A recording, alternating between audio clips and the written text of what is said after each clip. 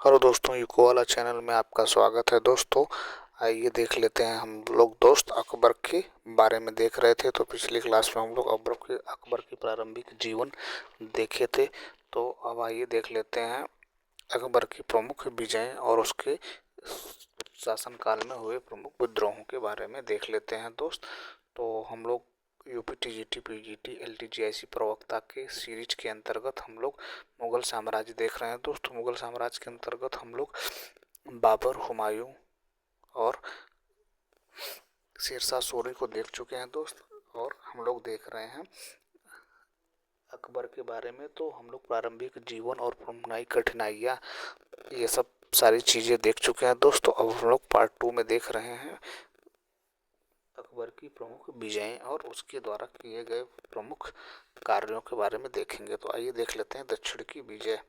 तो दक्षिण की विजय के बारे में, तो अकबर की दक्षिण की नीति मूल रूप से साम्राज्यवादी थी। दक्षिण का सम्राट की उपाधि धारण की अकबर ने दक्षिण के राज्यों में खानदेश, अहमदनगर और असीरगढ़ को जीता था।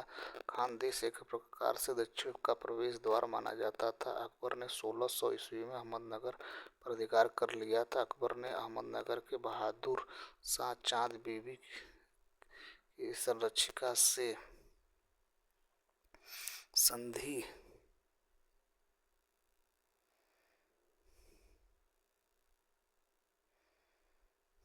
संधि फलस्वरूप बरार का प्रदेश तथा बहुत से भेंट प्राप्त की। इसी युद्ध के दौरान मुगल सर्वप्रथम मराठों के संपर्क में आए थे। 1601 ईस्वी में अकबर ने अपने अंतिम आक्रमण में असीरगढ़ के किले को जीता था। अकबर ने असीरगढ़ का किला सोने की कुंजियों से खोला था। तो बहुत बार एग्जाम में दोस्त यहाँ से क्वेश्चन पूछा जाता है कि अकबर द्वारा जीता गया अंतिम किला कौन सा था, अंतिम युद्ध कौन सा था दोस्त। तो यह 1601 ईस्वी में असीरगढ़ का। अकबर के समय के विद्रोह देख लेते हैं दोस्त। अकबर के समय में 1564 ईस्वी में उज्बेकों के विद्रोह कर दिया था। यह अकबर के समय का पहला विद्रोह था। 1586 में अफगान बलूचियों ने विद्रोह कर दिया था। इसी विद्रोह के दौरान बीरबल की मृत्यु हुई थी। 1599 शहजादा सलीम ने पुर्तगालियों के साथ षड्यंत्र कर विद्रोह कर दिया था। इलाहाबाद में अपने को स्वतंत्र घोषित कर दिया था।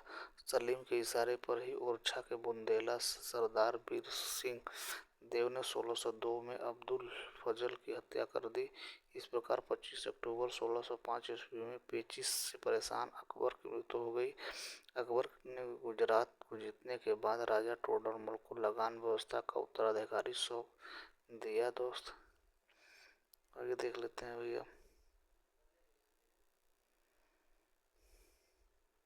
तो प्रमुख अधिकारी तबकात ए अकबरी निजामुद्दीन औलिया है दोस्त।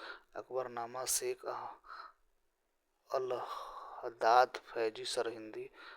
अहमद यादगार ने अकबर को इस्लाम का शत्रु कहा है। बदायूं ने अकबर को गुमराह राजकुमार की संज्ञा दी है। 1582 में अकबर ने टोडरमल को दीवान ए अशरफ नियुक्त किया। अकबर के नवरत्न अबुल फजल फैजी, अब्दुर्रहीम खान खाना, बीरबल दानसेन, टोडरमल, मानसिंह मुल्ला दो प्याजा और हमीम हुमान। कर्नल टॉड ने उदय सिंह के बारे में टिप्पणी करते हुए कहा है कि मेवाड़ के लिए यह इतना अच्छा होता यदि यहाँ का इतिहास अपने राजाओं की सूची में उदय सिंह का नाम भी अंकित न करता। 1576 ईस्वी में हल्दी घाटी के युद्ध में अफगान सरदार हाकिम खां राणा की ओर से लड़ा था। हल्दी घाटी युद्ध के बाद से छावंद चावड़ को अपनी राजधानी बनाया था। अकबर के खिलाफ गुरिल्ला युद्ध जारी रखा। अहमदनगर के विरुद्ध युद्ध में खानदेश का शासक अली मुगलों की ओर से लड़ा था।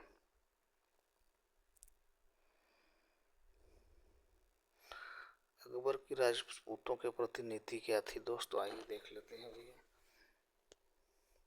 तो अकबर की राजपूती की नीति दमन और समझौते की नीति पर आधारित थी। अकबर की राजपूत नीति का उद्देश्य साम्राज्य को स्थायित्व के लिए राजपूतों की सहानुभूति प्राप्त करना था। अकबर ने राजपूत राजाओं को बादशाह द्वारा प्रदत्त जागीर के अलावा अपनी पैतृक जागीर पर भी शासन करने के लिए दिया था, जबकि राजपूतों के अलावा अन्य अमीरों के साथ ऐसा नहीं होता था।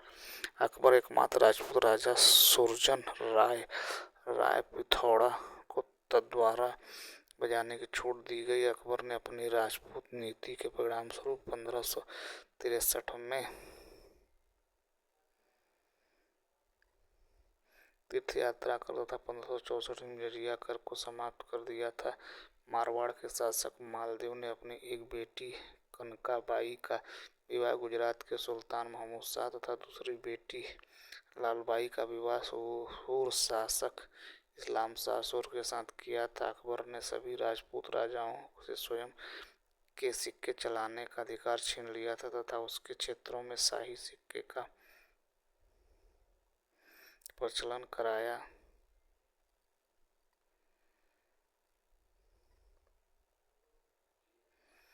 आगे धार्मिक नीति देख लेते हैं दोस्त। अकबर की धार्मिक नीति क्या है भैया? अकबर की धार्मिक नीति का मूल उद्देश्य सार्वभौमिक सहिष्णुता थी। इसे सुलह कुल की नीति अर्थात सभी के साथ शांतिपूर्वक व्यवहार का सिद्धांत कहा जाता है। अकबर ने इस्लामिक सिद्धांत के स्थान पर सुलह कुल की नीति अपनाई। अकबर के प्रारंभिक धार्मिक विचारों पर उसके शिक्षक अब्दुल लतीफ तथा सूफी विचारधारा पर काफी प्रभाव पड़ा था। अकबर ने दार्शनिक एवं धर्मशास्त्रीय विषयों का वाद विवाद के लिए अपनी राजधानी फतेहपुर सीकरी में इबादत खाना प्रार्थना भवन की स्थापना 1575 में करवाया। अकबर द्वारा इबादत खाना बनवाने के पीछे इस्लाम धर्म के बारे में अधिक से अधिक ज्ञान प्राप्त करने की लालसा थी। अकबर प्रारंभ में इबादत खाने में केवल इस्लाम धर्म बुजुर्गों को आमंत्रित करता था, किंतु बाद में उनके आचरण से दुखी होकर 1578 में सभी धर्मों के विद्वानों को आमंत्रित करने लगा अर्थात उसे धर्म संसद बना दिया। आगे देखते हैं मित्र।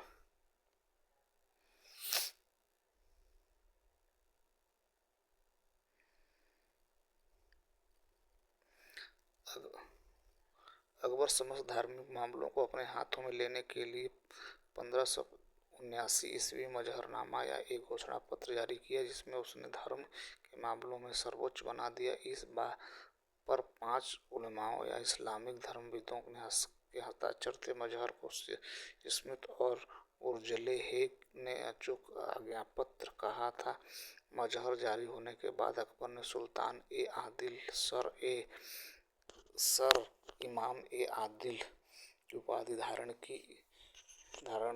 इस दस्तावेज मजहर में उसे अमीर उल मोमिन कहा गया। मजहर नामक दस्तावेज का प्रारूप शेख मुबारक ने तैयार किया था।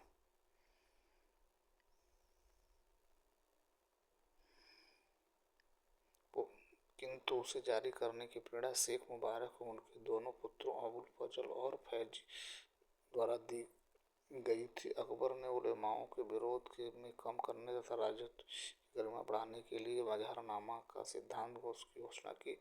अकबर ने सभी धर्मों में सामंजस्य स्थापित करने के लिए 1582 ईस्वी में तौहीद ए इलाही दैवी ईश्वरवाद या इलाहीद्दीन ए इलाही नामक एक नया धर्म प्रवर्तित किया। तौहीद ए इलाही वास्तव में सूफी सर्वेश्वरवाद पर आधारित एक विचार पद्धति थी, जिसकी प्रवर्तक प्रेरणा मुख्य रूप से सुलह कुल या सार्वभौमिक सौहार्द से मिली थी। इस नवीन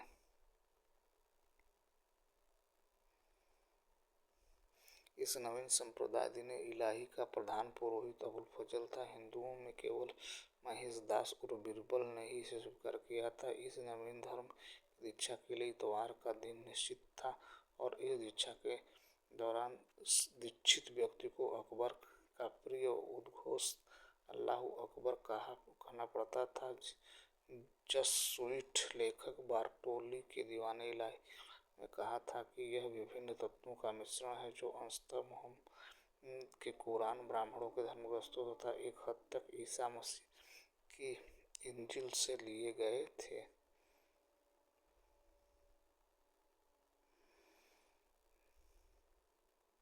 आगे देख लेते हैं दोस्त। आइए आगे देखते हैं। जबकि विंसेंट स्मिथ के अनुसार दीन-ए-इलाही अकबर की भूल का स्मारक तथा बुद्धिमानी का नहीं है। अबुल फजल ने आईन-ए-अकबरी में लिखा है कि बादशाहत एक ऐसी किरण है जो संपूर्ण ब्रह्मांड को प्रकाशित कर समुद्र ब्रह्मांड को प्रकाशित करने में सक्षम है, जिसे समसामयिक भाषा के फर्रे इजारी दैवी ज्योति पुंज कहा गया है, जबकि प्राचीन भाषा के इसे किया खुरा अलौकिक प्रकाशमंडल कहा गया है। दीन-ए-इलाही धर्म में दीक्षित शिष्य को 4 चरणों अर्थात चाहार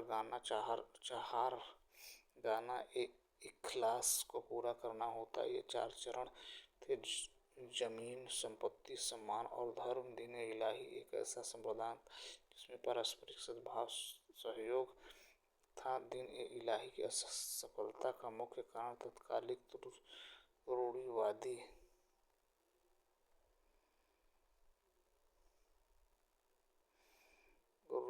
परिस्थितियां थी। अबुल फजल ने बादशाह अकबर में आग, हवा, पानी, भूमि इस 4 तत्वों के समावेश की बातें कही, जिसमें उन्होंने योद्धाओं की तुलना गन्नी से, शिल्पकारों एवं व्यापारियों की तुलना हवा से, विद्वानों की तुलना पानी से तथा किसानों की तुलना भूमि से की है। सूफी मत में आस्था जताते हुए अकबर ने चिश्ती संप्रदाय को आश्रय दिया। वह शेख सलीम चिश्ती का परम भक्त था और उसी के नाम पर अपने बेटे का नाम सलीम रखा। अकबर ने 1583 ईस्वी में नए कैलेंडर इलाही संवत को जारी किया। आगे देख लेते हैं दोस्त।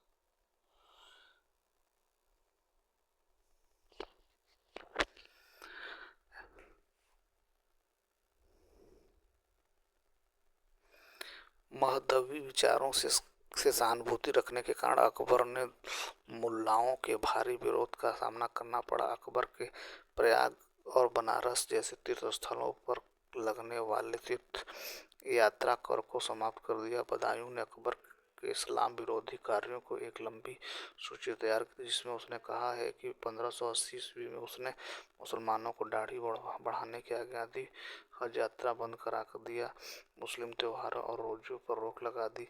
बदायूं ने दीन-ए-इलाही को धर्म कहा था। सूफी सर्वेश्वरवाद से संबंधित 2 क्लासिकली ग्रंथ जलालुद्दीन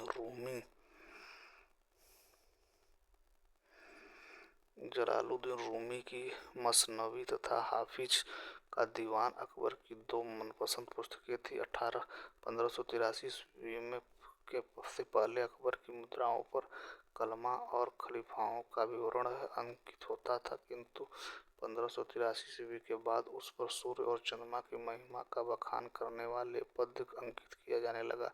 अकबर के सभी धर्मों को महत्व दिया और विभिन्न धर्मों के विद्वानों को अपने इबादत खाने में आमंत्रित किया था।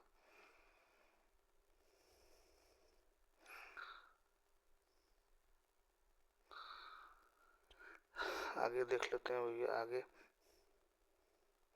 अकबर हिंदू धर्म के सबसे अधिक प्रभाव था। अकबर ने वल्लभाचार्य के पुत्र विठल दास को गोकुल एवं जैतपुरा की जागीर दी थी। अकबर ने जैन धर्म के आचार्य हरिविजय सूरी को जगत गुरु तथा जीन चंद्र सूरी को युग प्रधान की उपाधि दी थी। अकबर ने पारसी धर्म के पुरोहित दस्तूर में हरजी राणा को जीवन निर्वाह के लिए 200 बीघा जमीन दिया तथा उसी प्रभाव के कारण अपने दरबार में 24 घंटे अग्नि प्रज्वलित करने का आदेश दिया। अकबर ने झरोखा दर्शन, तुलादान तथा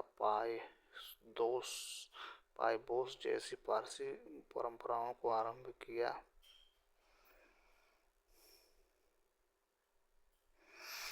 अकबर सिखों के तीसरे गुरु अमरदास से भेंट की तथा उनकी पुत्री के नाम पर कई गांव प्रदान किए। अकबर के सिख गुरु रामदास ने 1577 ईस्वी में 500 बीघा जमीन प्रदान की, जिसमें एक प्राकृतिक तालाब भी था। यहीं पर कालांतर में अमृतसर नगर बसा और स्वर्ण मंदिर का निर्माण कराया गया। फतेहपुर सीकरी निर्माण का खाका बहाउद्दीन ने तैयार किया था। अकबर के दरबार में ईसाइयों का जेसुइट मिशन 3 बार आया था। अकबर के दरबार में 1580 अकबर के दरबार में 1580 ईस्वी में फतेहपुर सीकरी आने वाले प्रथम जेसुइट मिशन का नेतृत्व फादर एकाविवा ने किया था।